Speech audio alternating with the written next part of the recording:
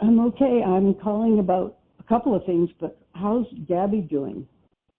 They put a soft cast on her arm. It's actually from almost her shoulder to the base of her thumb. And baby seems to be fine. He's kicking and moving and carrying on. She has an appointment at 2:45 today, her regular doctor, baby doctor. And then tomorrow they've made an appointment with a orthopedic doctor to determine if he thinks that it will heal with just a cast, and if he thinks that it will, then they'll just put a hard cast on. And if he decides that it needs surgery, of course, that's going to have to wait until after the baby's born. And he's due 2 weeks today. So, oh my gosh. Yeah, but she's now feeling sore all over, and oh boy. We're just thankful that everything else is fine. So thank you for asking. Thank you for the prayers. Yeah. Oh, well, I didn't realize she was so close to term. Yeah. Goodness. Yeah, well, that's exciting, but yeah. Yeah, it had everybody a little unnerved yesterday, and I think so.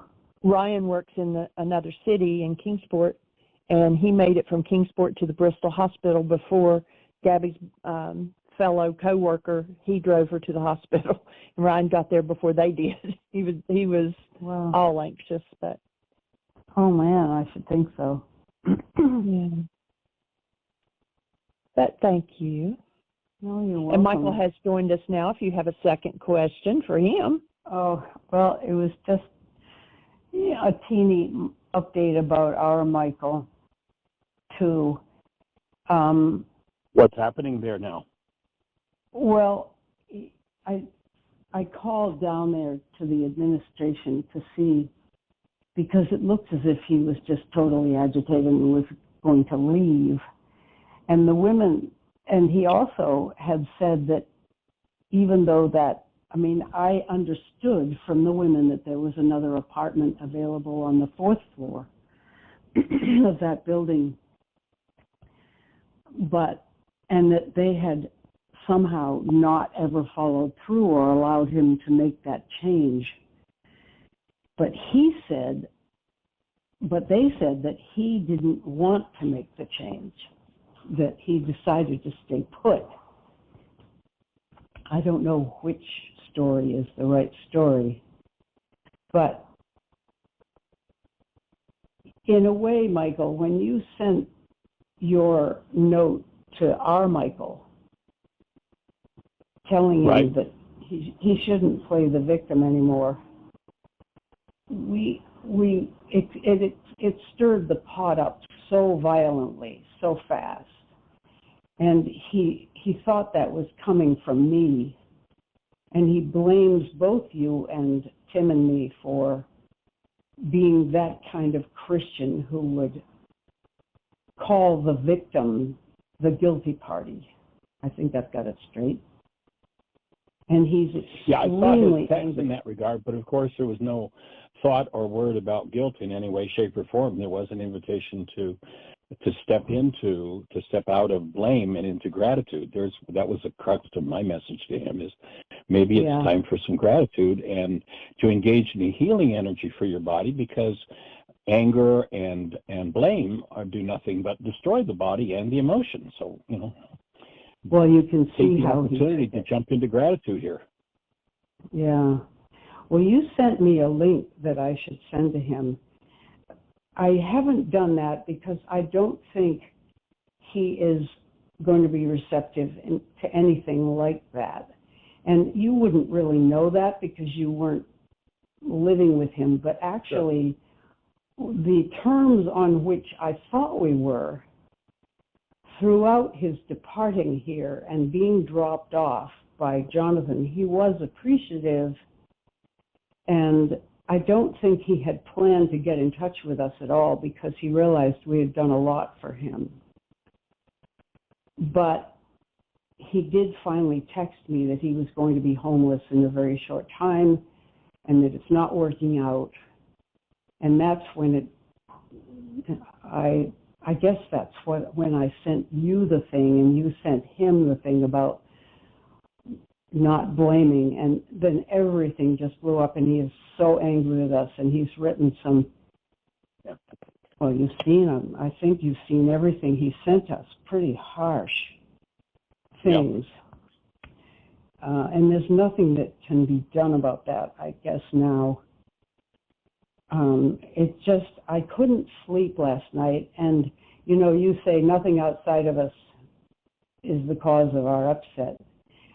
I wasn't feeling as if I needed a wake-up sheet or anything. It wasn't anxiety. It was just feeling, what's the word, enervated, greatly jangled by the whole thing. So I just couldn't settle down and relax enough to sleep. I read a lot, and I don't feel as if, I feel as if Michael is very confused, and he always has been. He's not been available ever to use the two tools or make use of what you offered him. And so I hope it's okay with you. I didn't, he probably, I don't know if he's blocked you or not. I don't think he's blocked us, but I'm not going to send it, what you send me. I'm just not going to do anything. No. My thought was that being a musician and knowing that song, he probably has played it 1,000 times, that it's another way for him to start to crack the guilt tripping that he does in his own mind. And that's where the breakdown has to occur. And of course, you know, before that opening ever occurs in someone, they have to meet their John the Baptist. And I knew I was stepping out on that limb when I sent him those texts of inviting him to look deeper inside himself. And, you know, it's something that hasn't happened yet, but I'll hold the space that maybe this afternoon he'll be ready to open and look inside and start to clean up the things that are creating so much trauma in both his body and his mind, as well as his emotions and his finances. And that he starts to step into another space. And of course, none of us can step into that other space for someone else. We can only be the space. Yeah. And that jangled thing you spoke of, I'd say that probably deserves a worksheet. I think that word describes another condition of energy that's ready to move out of your structure, perhaps.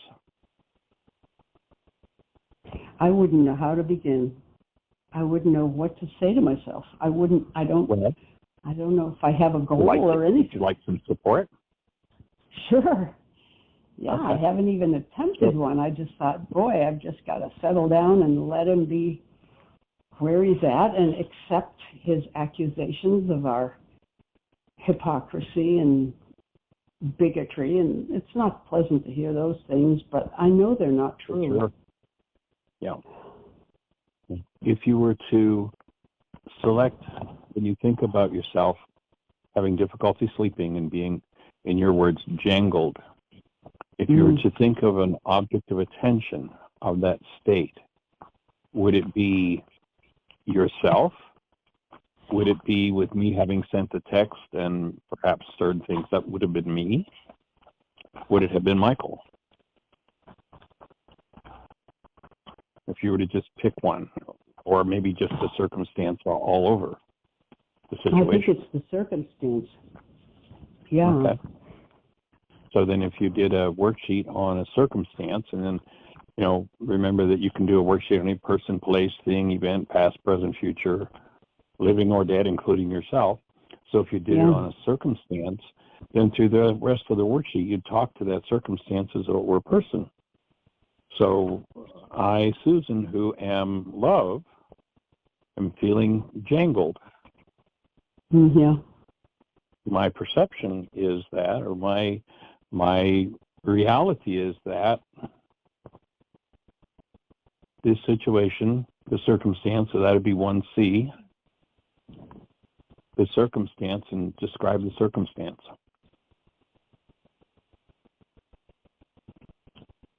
Are you breathing? Punished for having ill motives, and an ill, Beautiful a catch. bad. Beautiful catch. That might be one of the most important worksheets you'll ever do. How often as a child did you experience punished by your power person for doing nothing other than have goodwill, other than doing what you thought was right?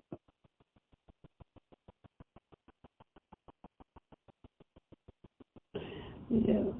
And when I was little, we were usually punished for fighting, my little sister and I. So we weren't doing what was right. We were trying to get my mother's attention. And that was the way we did it. But, so what I hear you saying is we were doing something very right. We were, and maybe the word isn't accurate, but somewhat neglected, and we were trying to get our mother's attention. That sounds like a right motive for a child. I guess, yeah. We weren't very smart about it, Michael. Trying to get attention. Say it again? Yeah. We weren't smart about it. My sister and I were not very smart. You were probably 3. You didn't have to be smart. You know, you didn't have to have the adult world and the adult way of languaging and figuring things out. You didn't need to have any of that. Just, you know. So then the goal, you know, looking at that situation and the thought, I think the thought and the situation are pretty close to being one of I'm being punished for doing something reasonable for me to do, or even good, or whatever word you would use. And then looking at the goal, looking at, you know, you could go into the punishment thought, but looking at the goal, what's the goal? I want my mom, you know, doing this worksheet on mom, to give me the attention that I really deserve, or to give the attention to both my sisters. Yeah. That which we deserve. Right. Well, that certainly fits, doesn't it? Yeah. And so I'm willing to go through the physical, mental, emotional symptoms of healing and invite Ruka into activity in this worksheet, activity into my mind to undo this. And it sounds like it's perhaps a lifelong experience of being traumatized, being attacked, being punished for Michael, trying to achieve a reasonable result. You wrote this book called Why Is This Happening to Me Again? And yeah, you know, I've heard that's a good book. This has happened before. With right. We've had many, over the years, many people live with us in whatever conditions. Students who could afford tuition but no housing. We had a young woman composer living with us. It was fantastic. We had a young Singaporean boy living with us who I met in my AA group. He had tried to commit suicide and they wouldn't let him stay in his dorm at Yale. So we brought him into our house, the sweetest guy, and his parents flew over from Singapore and they stayed in our attic, and he stayed in an extra bedroom because our kids had been off to college. And it was a year, and it was a gorgeous experience. But so we had a woman live with us down here for 6 weeks, and when she left, because it was extremely disruptive to have her here, it was just a really poor fit.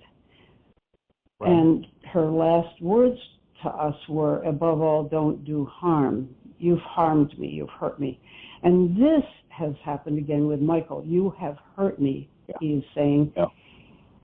So I'm repeating something that wasn't always the same. We've done the same thing with good results. So I'm confused about that, too. I guess we just picked a bad customer this time. The objective here is to recognize that if the energy that is constructing my mind's perception is based in some form of hostility, fear, or pain, then through forgiveness, I get to access the underlying or the unconscious part of my mind that contributes that energy of pain, or in this case, being jangled, and I get to remove it. And it doesn't mean that, you know, an outcome is going to be the same outcome every time. The difference is the reality one that I've experienced before. Then it's clearly mine. I mean, it's clearly mine even if it's the first time it happens. But if it's happened before, it's clearly mine. And what I want to do with the worksheet is access the underlying hidden part of my own mind, so that, let's say I create this again tomorrow, and the same result happens, I can stand connected to active present love and say, well, you know, the truth is, with integrity, I did everything I could for you. And I can invite you to be responsible for your own hurt because I've done nothing other than offer you support. Of course, the mind that's an expert at blame and guilt tripping is that mind which can turn it all around and grab you by the guilt. Yeah. And so I breathe with you, and whatever all of the energetic patterns are that tie into this word jangled, what you want to do is be forgiving those energies, removing those energies from your structure so that you come to the next level of serenity when there's a crisis, which means you have the next level of intelligence and capability if there's ever a crisis again. Okay, I get it. So you're just saying on some level I am accepting the blame for Michael's unhappiness. And well, I'm not sure about that. I'm not sure that that's it. That might be it. I think we do to establish the goal and cancel the goal to see what's really underlying it, because I think it's got more to do with your power person than it's got to do with Michael.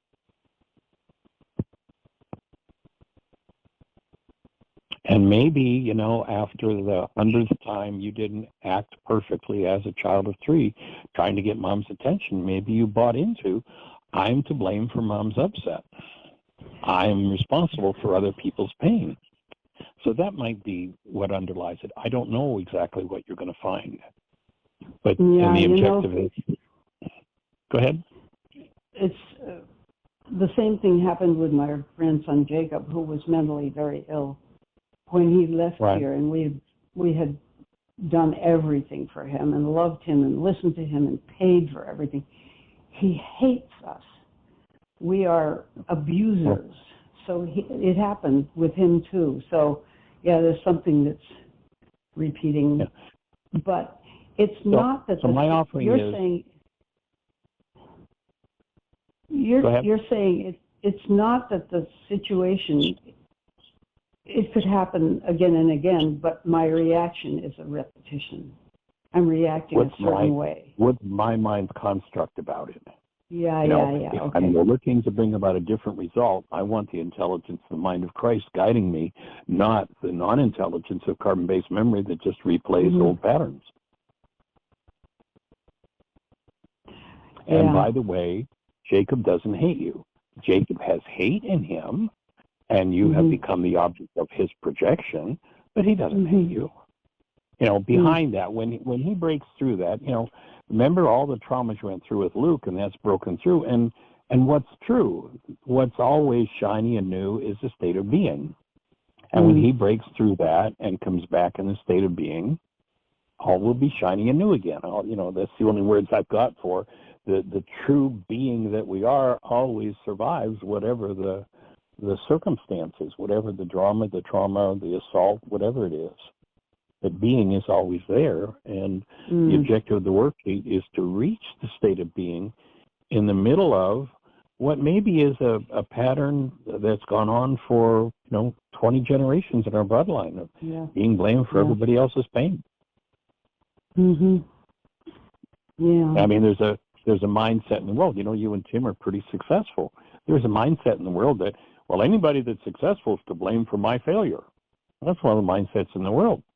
And so if you happen to attract somebody in that mode, which you kind of have with Michael, then forgiving that energetic pattern in yourself, and you can look and with honesty and truth, because you cleared all of those other energies out of yourself, you just stand in the space of, and I'm going to invite you to take responsibility for what you're doing to yourself right now, because all you've ever gotten from me is active, present love and support. Mm-hmm. And yes, I chose to end the kind of support that I was giving you, i.e. living in my house, and I offered you a whole other level of support. I organized somebody to get in a van and drive 1,000 miles with you to deliver you to a home, which I helped you achieve. I mean, you've got 1,000 reasons to brag on what you did for that man. And notice that you can still find 1,000 reasons, because I suspect from what I've seen of his communication and what you shared that he's a professional blamer. And, you know, until he meets his John the Baptist, somebody who can reach into his unconscious and bring forward whatever it is he needs to work through in a way that he gets, oh, this is mine, I need to work through it, then he's going to continue with that. And the chances are, unfortunately, at the age he is and his physical condition, he'll probably not wake up from that.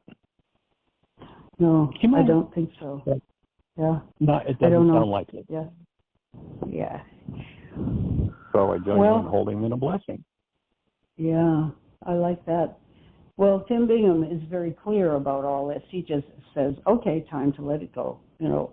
And he's off and doing his thing. He slept like a log last night. I was listening to him buzzing away, which is his tiny little snore that he does all night long. As soon as he hit the pillow, buzz, and I thought, you fucker, you get to sleep. Well, that sounds like another worksheet. No, maybe a pair of earplugs would be in order. Oh, it's not that. I love that sound. I think, oh, good, at least one of us is sleeping. And, you know, but it wasn't, I guess my question partly was, I just said it. The word don't, yes. I am very upset about this. That is more like the truth.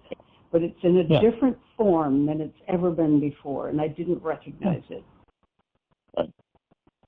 And this form is the form that happened when your power person abused you unjustly. And it's a layer of power person dynamic that when you get through it, will probably physiologically change a whole lot about what's happening in your body and what's happening in your mind. And it's going to change dramatically because you're going to remove that underlying energy of injustice. Yeah, that's what it is. That's a good word. Injustice. Right. Oh boy, and that's an old word from my childhood. My little sister, with whom I fought so much, used to say, "It's not fair," over and over. That was her theme song. Oh, now, do we know anybody else that's said those sorts of things lately? Yeah, well, I'm saying it, and Michael's saying it. So it wasn't just Mom that behaved in this unjust way. It sounds like a whole other layer of work to do around your relationship with your sister.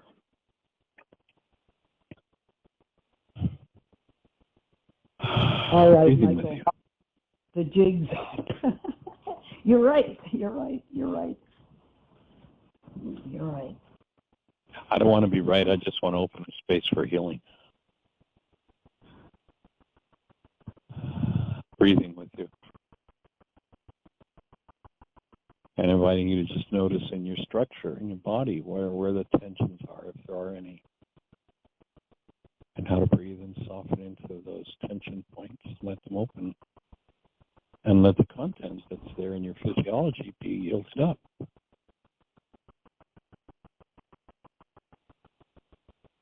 Now, did you ever want to rant at your sister like Michael's ranting at you? Well, I can think of a lot of things I would like to say to my sister that I would like to say to Michael.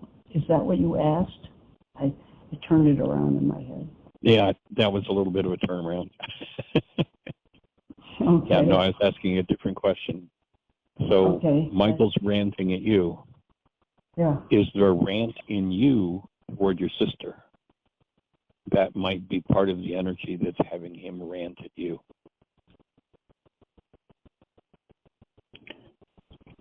A rant that you've never served up to your sister that, if the truth be known, you'd love to. And maybe even just do it in spades.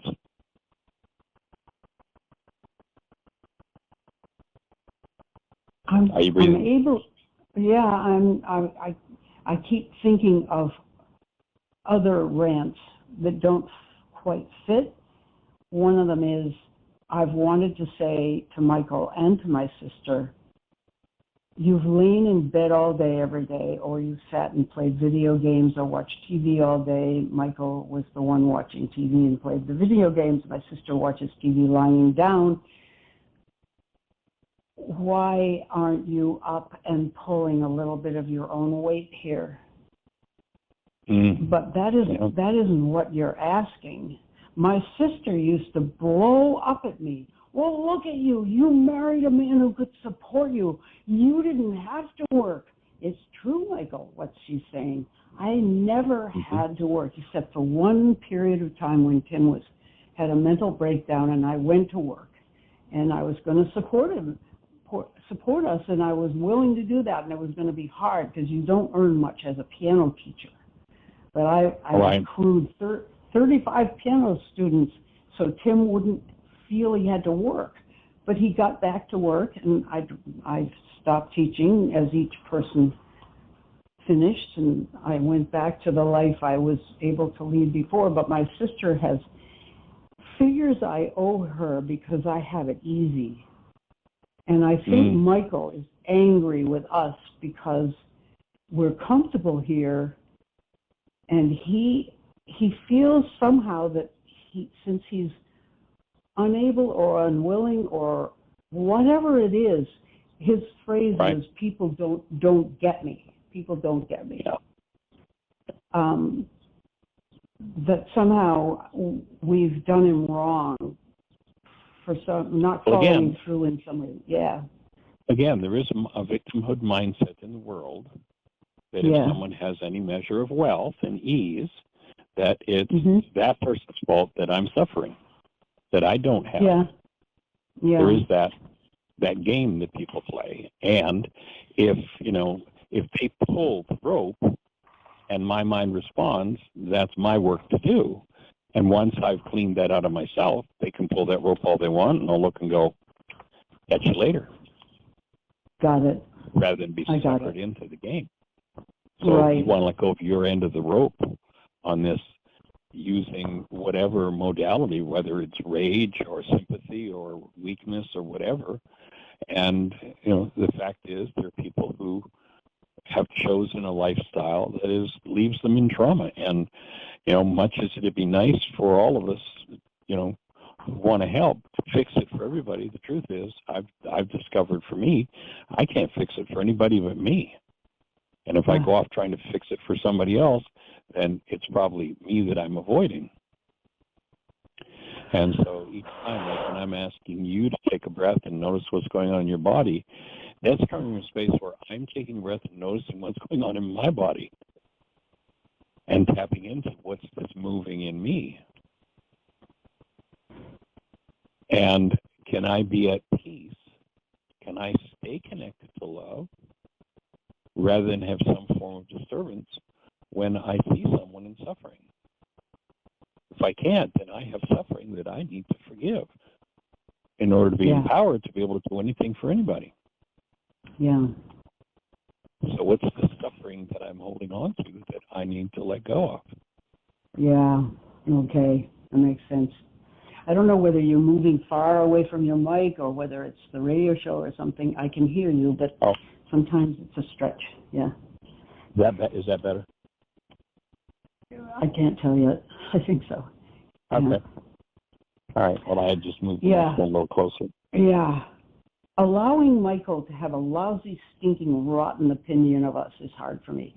But I hear you. the goal is, especially when you put the effort in to support him. Yeah. I certainly understand and identify with that.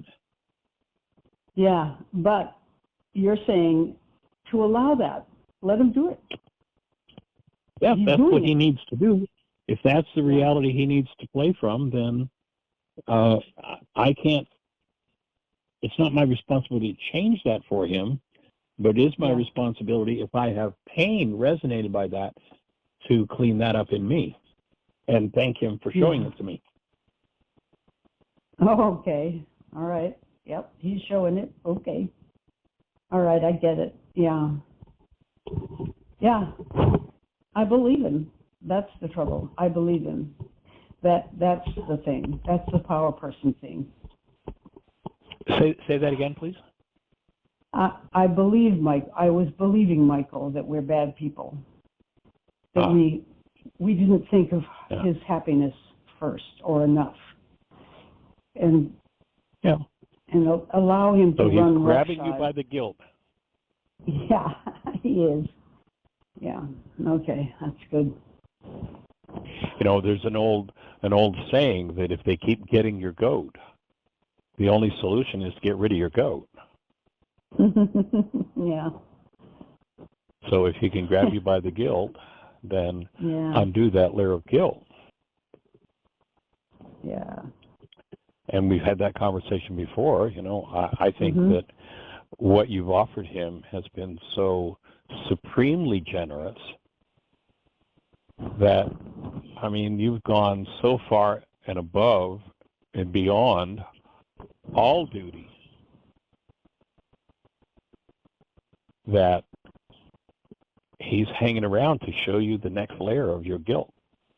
He is, yeah. Oh, boy. Okay, that's good. So breathing with you through it. Can you hear me any better now? Yeah, I can hear you fine. Okay, good. I had changed the angle at which I was holding my phone. Okay. All right. Well, we've had a little funny little thing with my Nikki watch that I'm wearing, which is supposed to help with sleep. My grandson calls me 6 o'clock this morning. Orb, is it working for you? How'd you sleep? And I said, well, it's not the watch's fault, but I didn't sleep much. Well, I thought it was a piece of junk. I'm not going to use it. I said, Charles, this was a severe challenge.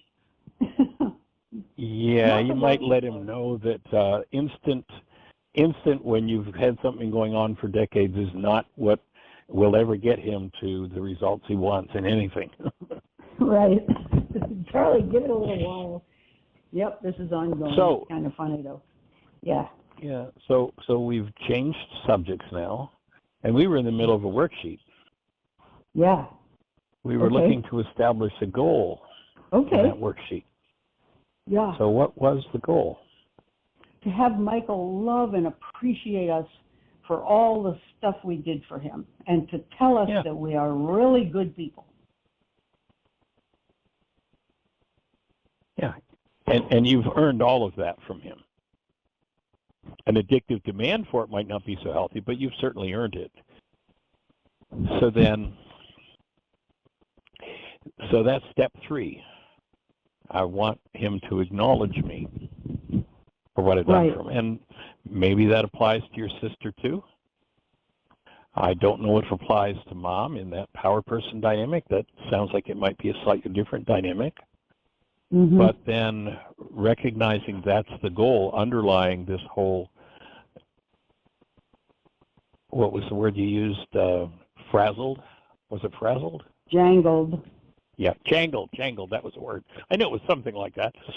Now, breathing, invite the active presence of love into you. What strengthens your experience of the presence of love most easily and most quickly? Tap into that. Okay. Not hard. Okay. And then cancel your need for Michael to acknowledge that you've really been there for him and that you're good people. Yeah. Well, where does your mind go when you do that? Just kind of pay attention on a subtle level. Yeah. My mind is all there for it, but I'm tight as hell in my chest. So Okay. I agree, and I do think we're good people, and we did well with him, and it was wonderful and good and everything like that. What the hell is the matter, though? And there's a part of your own heart, your unconscious. Yeah. This part happens to be resonant in your chest that doesn't hold that to be true. So I'd make note of what you notice, so I can acknowledge we're good people, and I have a tightness in my chest. So just notice that, mark that in the worksheet. Okay. And then consciously, purposely imagine as you breathe, while you're breathing air in with the relaxed jaw through your mouth, imagine that you're actually breathing in the air through your chest. And just pay attention and let it speak to you about what's there, about what's going on with that tightness. Danger. Danger. Not safe. Don't do it. Go away. Get somewhere else. Well, that's the matching bag of garbage, isn't it? Remember we talked in Healing Through Relationships about how people come together through matching bags of garbage? So his complaint is you sent him away and put him in danger, and your matching bag of garbage is, whoa, this tightness in my chest is a signal of danger, and I need to get somebody away from me. I've got to get away from the somebody. Yeah. Got to escape. Yeah. Boy, oh boy, okay. Right. And notice how perfectly that matches his bag of garbage is, I've been sent away. Yeah. So continue to breathe into that. Okay.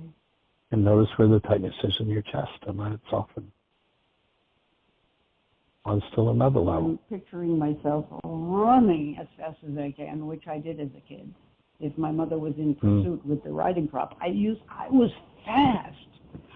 Man. Okay. You were proud of your running skills. I was.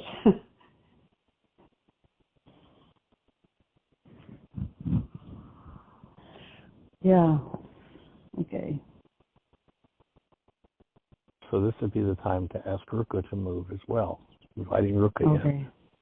That super processor that knows how to reach through all time, through all space, through all generations, through all physiology, through all emotions, and undo the effects of those energies and show you the truth. You know? And it is. Go for it. You've made me realize something I never realized before. I've been going through old journals and letters, and one of my sisters was saying in a letter, apropos of remember what, why can't I cry? Why can't I show how I feel? Why am I so afraid to do that? And I wrote back and I said, I'm the same way. What is this? And my mother was terrified of showing feelings, too. This is old. Yeah. We're going to be made fun of, ridiculed. My little sister, who cried all the time, was punished for crying. But that was secondary already. My mother had a terror, I guess, of showing feelings. I've never put that together with that's a big one. Other thing. Thank you, Ruka. Yeah. That's what Ruka's insight looks like. That carries us to healing. And literally, energetically, one of the things that has been striking me more and more about this idea from the Aramaic of Ruka to Kuja is that this is a power that, if the energy that I'm experiencing unconsciously, that I'm playing out of, is 10 I've lost generations you, old. Michael. You disappeared again. Really? Yeah, now you're back. Okay. Say again what you were saying.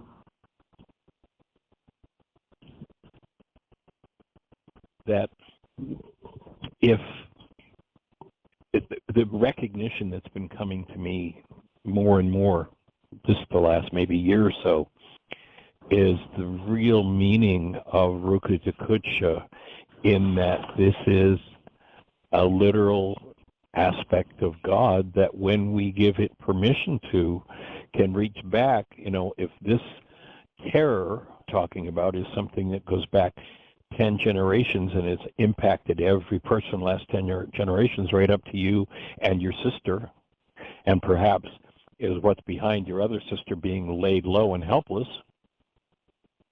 that when I fully breathe into that and ask Ruka to let loose of that, all of that can be undone that fast. Okay. Wow. Love it. Because I've always thought that's not possible. But you're saying it is, and it can happen right now.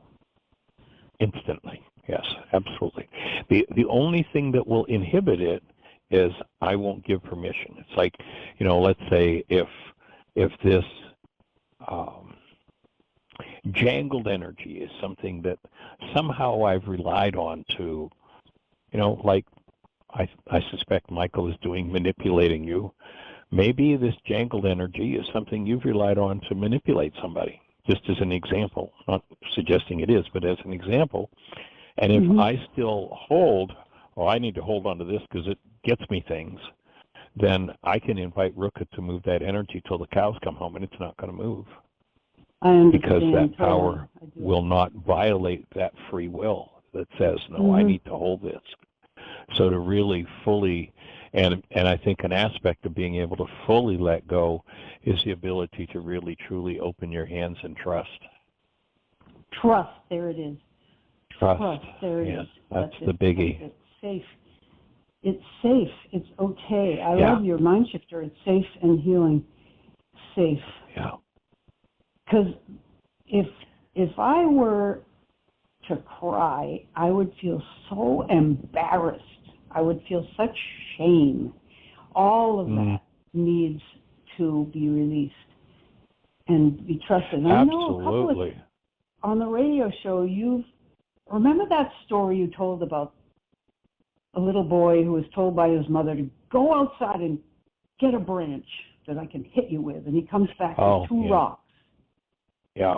And he couldn't find it. And he said, here are these rocks, Mom. I couldn't find a branch, but you can throw these at me. This is one of the first radio shows you and I ever had a piece of work done. And it cut right through all of the resistance, and I was totally wiped out by it, by that story. And I've never forgotten it, but I obviously haven't used it fully. I can come back to it now. Sounds like a good time to do that. Yeah, to face, it's a major piece of work to face that the person who is there that we're supposed to be able to trust, that is there to cherish us and to honor us and take care of us, having violated us, that's it's huge. And I've never, ever let her in or dared to be vulnerable in that way. Yeah. Not so. And guess what she was doing? She wasn't letting you in and being vulnerable. Yep. That's true. Generational pattern.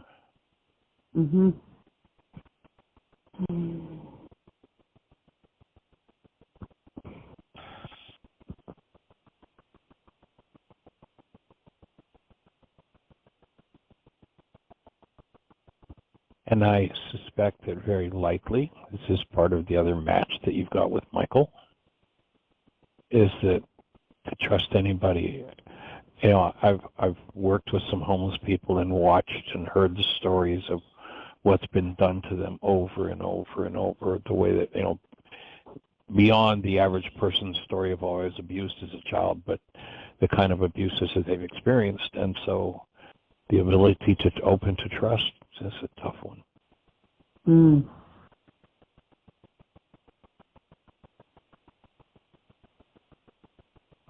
That's where the line in the commitment comes in of, I promise to trust you enough to tell you the truth. Mm. And I open my being to embrace you in my love. And I open to be embraced in your love. To open that deepest space is pretty profound. It is. Yeah.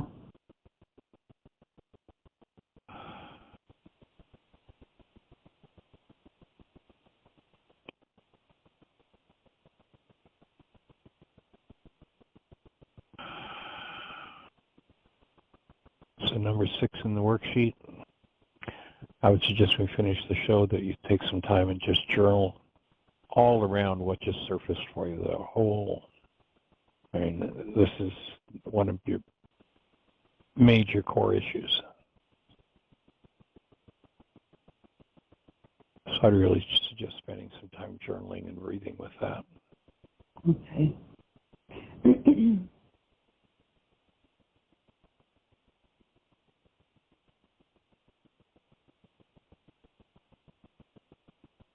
And then what would be the goal that you would set? I think one part of it has already been set. And it was set when I got all that angry stuff from Michael. I didn't go into my usual rage and retaliation thing. I felt I wanted to stay wider than his anger so that I could stay open to continuing to love him. Because I know he never even told us. He wouldn't tell us. I don't know what happened to him. I don't know his history. He wouldn't tell us. I don't think he even knew what it was. Yeah. It's unconscious for most people. Yeah. We had a deal, he and I, that I would continue to tell him when the cats were brought in at night. He was worried about the well-being of the cats. And after a tirade of his last night, I sent him a text with a heart and said, both cats in.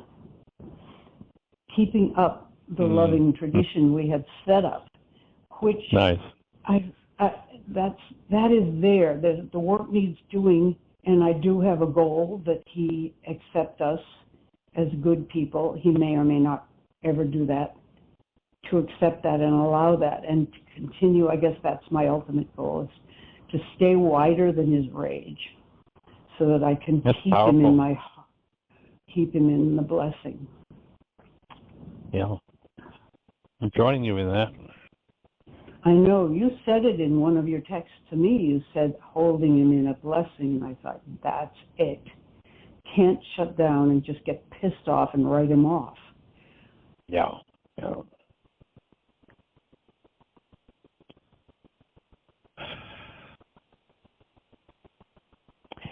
And it wouldn't surprise me. Yeah, what? Go ahead. Sorry. I was just going to say I see the other work that he's doing. That's not lost in all this. Good. Yeah, that'd be some good journaling work. Yeah. And it wouldn't surprise me as a result of this piece of work, because I think this ties in with Jacob, it wouldn't surprise me if you heard from Jacob in fairly short order.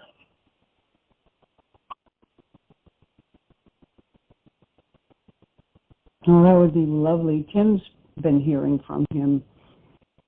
Jacob wants his parents and me to hear how well he's doing, but he won't speak to us. So he tells Tim, and it's wonderful to get the news. But he always adds a barb like, my evil, abusive mother, and when she finally gives that up, then I'll be able to relate to her and all this stuff.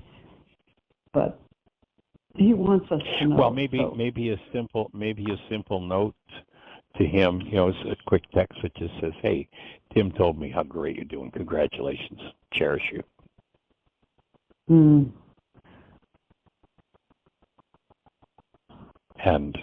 And stand in that space that is wider than his pain and rage. That's a nice idea. And then your first thought? My first thought is that he will continue to abuse, but maybe that's not true, and maybe it doesn't matter if he does.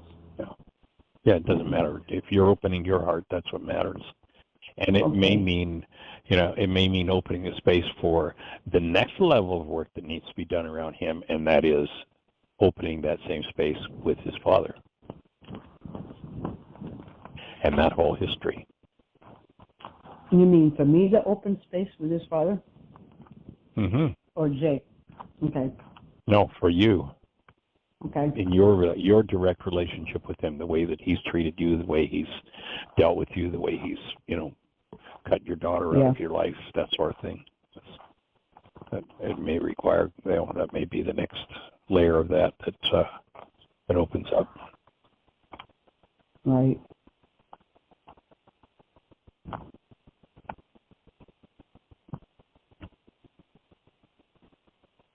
So nice work, young lady. Nice work, young man. Thanks.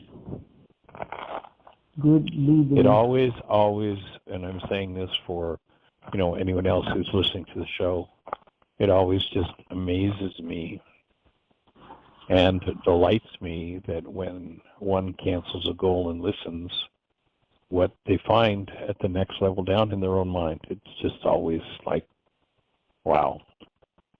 And getting receptive to that and being able to listen to that's really powerful. Yeah.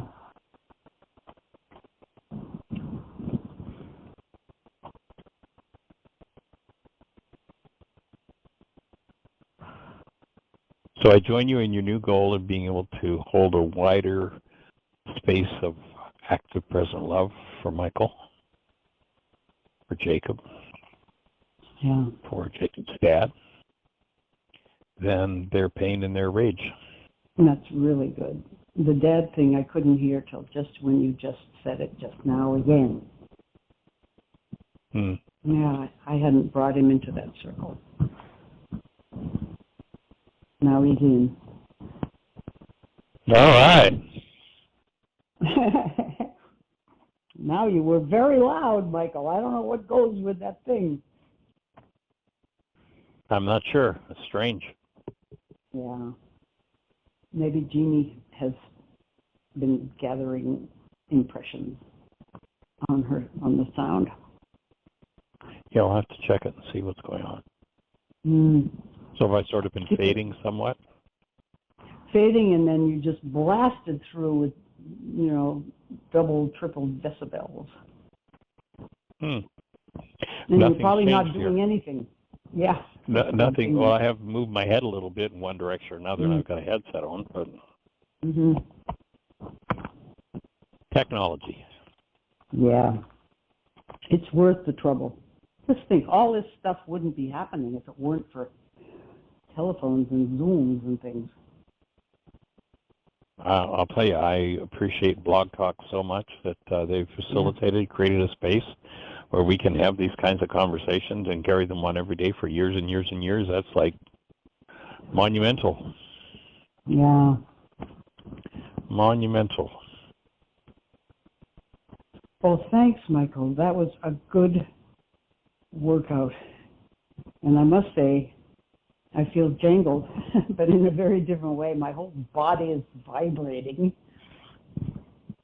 Awesome. Well, that's new levels of energy moving through, so holding the space for that. Flushing out, there might be some symptoms come, so be aware of that. Physical, mental, emotional. There's a word for it. My nutritionist doctor friend who got me this Nikki watch said that if it's too intense in your system, you will hurt. Have you heard that word? It's called a Herxheimer reaction. Yeah. Yeah, that's it. Yeah. Yeah. Yeah, it's basically a healing process. I mean, the word Herxheimer simply is the name of the guy, but it basically is the whole healing crisis process. That's what the Herxheimer reaction is. Okay, you made that connection. I never knew what that was. I've heard of Herxheimer and I've heard of Herx, and I didn't put them together. Yeah. Great. Yeah, when you go into a healing crisis, physical, the step 2 in the worksheet, I'm willing to go through the physical, mental, emotional symptoms of healing.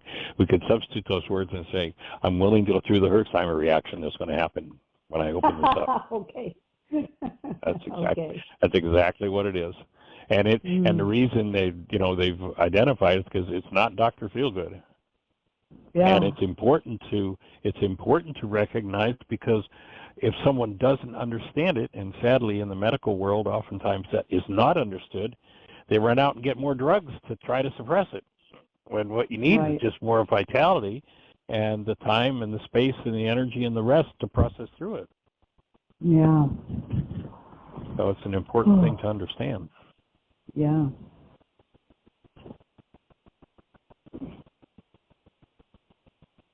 So imagine Yeshua in that space where, the pose we've all seen him in before, with his arms wide open, just embracing the world. And notice if you do that pose physiologically, what it does to your own body. Wow. Energetically.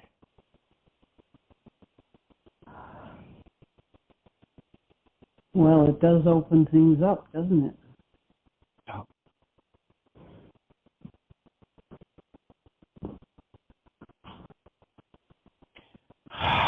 Breathing with you. Which brings up a whole other question, and I won't ask it because it's almost 2:00. But well, we've got 2 I'll minutes. If it's a question we can answer in less than 2 minutes.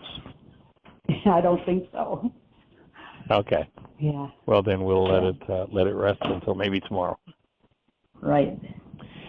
In the meantime, we'll be holding the space for you that this whole quote-unquote can of worms you opened up, that you're able to simply breathe with it, process through it, and just come out the other side on a whole new level of aliveness, vitality, intelligence, capability, and sweetness. Thank you, Michael. I'll take all of it. All right, young lady. All right. I'll hold the space for it. Thank you. Thanks so much. All right. Blessings. Nice work. Awesome work. And everybody, thank you for joining us. We appreciate you, and we extend our love in your direction and hold the space for you to have the best year yet of your eternal life.